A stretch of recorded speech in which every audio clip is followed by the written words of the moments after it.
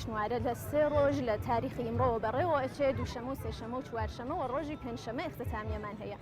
ئیمڕۆ شادپەیماییەکمان بۆ لە مەیان سەرباز مناڵەکان ڕێکەوتون بەرەو پارکی شانۆ و لە پارکی شانۆوە ئەم جەشنوارە افتتاحیەکەی بەڕێوە ئەچێ کە بە حوزور فەرماندار و سریە لە مەسئولین و ڕئیس ئیدارەی فەرهەنگ و ئێرشاد ئاغای هوشیاری بەرنامە ڕێکەوتووە. هەروەها زانن بە خاتر ویروسی کۆرۆنا ماوەیە زۆر منداڵان لەم شادیانە مەحروم بوون و ئیسە ئیدارەی فەرهەنگ و ئێرشاد هەمەتیان کردووە بە یارمەتی شارەداری و فەرمانداری و ئامۆژپەروەریش ئەم جەشنوارەیانە بەڕێوە بردووە.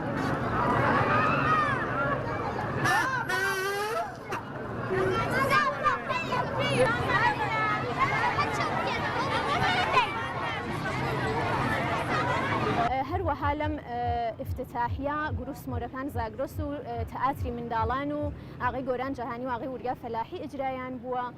ڕۆژی دووەم نەقاشی لەسەر دیواری خیابانی ئەرتشە کە منداڵان بەڕەنگ و قەڵەم و لەسەر دیوار نەقاشی بە مۆزۆی محیطی زیست و خانوادە نەقاشی ئەکێشن و ڕۆژی سێوەم لە قولەی ئەمام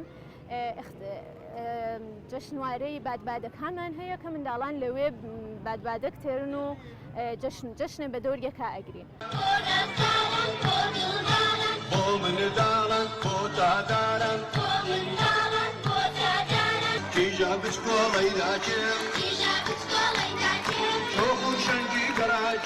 ئەم جەشنوارە منداڵانە بۆ ئەوەڵین جار لە شاری مەریوان لە تەریق ئیدارەی فەرهەنگ و ئێرشاد بەڕێوە ئەچێ. هەروەها ئیستقباڵێکی زۆر باش کراوە، منداڵان و دایک و باوکان زۆر ئیستقباڵیان کردووە، هەروەها کە ئەبینن لە پارکی شانۆوە کۆبوونەوەیەکی زۆر عەزیم گیراوە و هیوادارین ڕۆژهایە داهاتوویش هەر ئەم ئیستقباڵە بکرێت.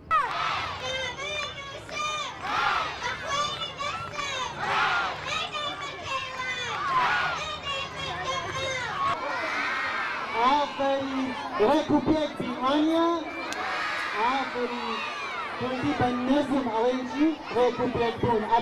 هاتوونمە پارکی شانۆ، گروهی تەئاتر ئیجرایان کرد، شاریان خوار گروهی سمۆرەکان و هەروە منیش ناو گروهەکەیە بووم بۆ ناو تەئاتری پەلکە زێڕینە. دوو ڕۆژ تەمرینمان کرد بە بوونیە نمایش و پەلکە زێڕینە بۆ ئەلور مەلور، شار فێر بووین لە ناویا، تەجربەمان کرد و ئیستعدادمان بەدەست ئاورد.